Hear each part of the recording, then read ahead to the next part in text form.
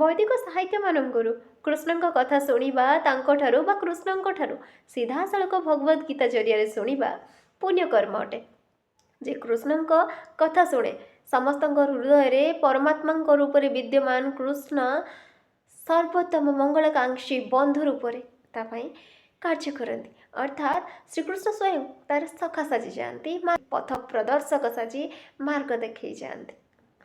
ବାସ୍ତବରେ ଭକ୍ତ ମନରେ ସେଇ ସୁପ୍ତ ଜ୍ଞାନକୁ ସେଇ ଐଶ୍ୱର୍ଯ୍ୟ ସତ୍ତା ଜାଗ୍ରତ କରିଯାଆନ୍ତି ଯେତେବେଳେ କୃଷ୍ଣ ଚେତନା ତା ମନରେ ଆସେ। ଯେତେ ଅଧିକରୁ ଅଧିକ ସେ କୃଷ୍ଣ ଚେତନାକୁ ମନରେ ଆଣିବ ତାର ମନ ସେତେ ଅଧିକ ଦୃଢ଼ରୁ ଦୃଢ଼ତର ହେବ। ଦୃଢ଼ ମନ ଏମିତି ହେଇଯିବ ଯେ କୌଣସି ପରିସ୍ଥିତି ବି ତାକୁ ହରେଇବା ପାଇଁ ସହଜ ସାଧ୍ୟ ହେବ ନାହିଁ। ବାସ୍ତବରେ ଯିଏ କୃଷ୍ଣଙ୍କର ସତ୍ତାକୁ ନିଜ ଭିତରେ ଅନୁଭବ କରେ ସେ କେବେ ଭୟ କରେ ନାହିଁ। ହୃଦୟରେ ଈଶ୍ୱର ରୁହନ୍ତି, ନହେଲେ ଭୟ।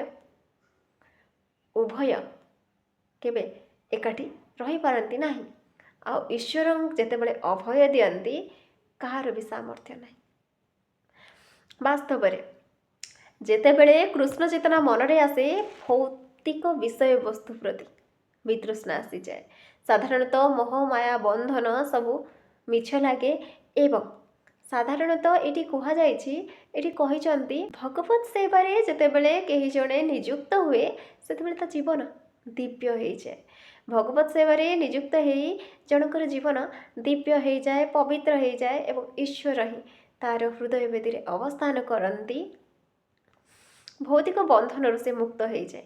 ସମସ୍ତ ସମ୍ପର୍କ ମିଛ ଲାଗେ, ସମସ୍ତ ସମ୍ପର୍କ ତାଠାରୁ ଛେଦନ ହେଇଯାଏ ଏବଂ ଅସଂଶୟଂ ସମଗ୍ରମ୍ ଭାବନା କୁହାଯାଏ, ଯାହାକୁ କି ଅସଂଶୟଂ ସମଗ୍ରମ୍ ଭାବନା କୁହାଯାଏ। ସଂଶୟଂ ସମଗ୍ରମ୍ ସ୍ତରକୁ ଆସିଲା ପରେ ବ୍ୟକ୍ତି ଜଣକ କୃଷ୍ଣଙ୍କର ସେଇ ଦିବ୍ୟତ୍ୱକୁ ବୁଝିପାରେ, କୃଷ୍ଣଙ୍କ ସମ୍ପର୍କିତ ଜ୍ଞାନ ବିଜ୍ଞାନକୁ ଉପଲବ୍ଧ କରିପାରେ।